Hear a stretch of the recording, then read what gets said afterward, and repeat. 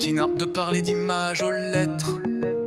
Bientôt je vais vous faire le film de la formule de l'énergie égale la masse multipliée par la célérité au carré. Aujourd'hui, je vais vous montrer que c'est une fractale.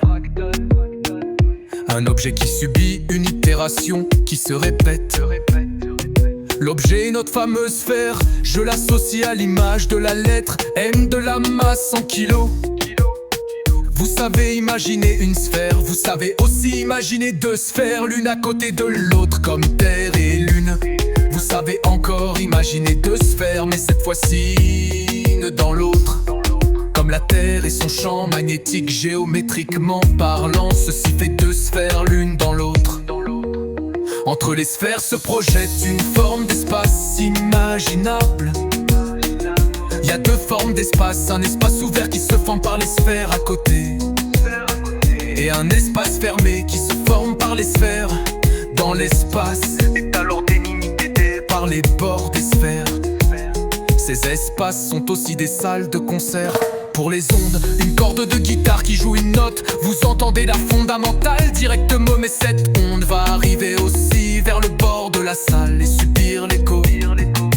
L'écho de la fondamentale arrive aussi dans votre oreille. Vous entendez alors deux notes alors que la corde n'en joue qu'une.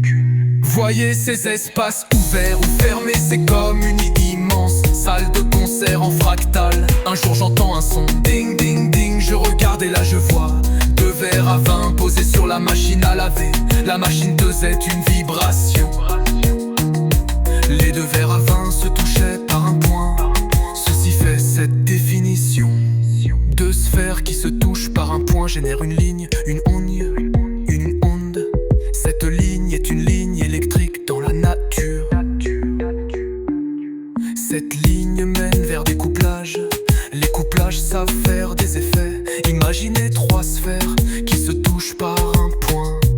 Ceci fait un couplage triangle exactement comme dans un moteur électrique. Ça fait tourner ces trois sphères qui ensemble tournent. Une fois de plus, on voit le moment opaque de la puissance. Ce moment holographique projette ces trois sphères qui tournent dessinent alors une sphère plus grosse. Voyez deux volumes qui se touchent par un point génère une onde. Cette onde est aussi le rayonnement thermique en thermographie. Par ce image et objet, nous pouvons nous faire des films. Ainsi on imagine le film et nous n'avons plus qu'à dire ce que nous voyons. Que depuis les images matricielles, alors il devient possible de se faire un film de la réalité.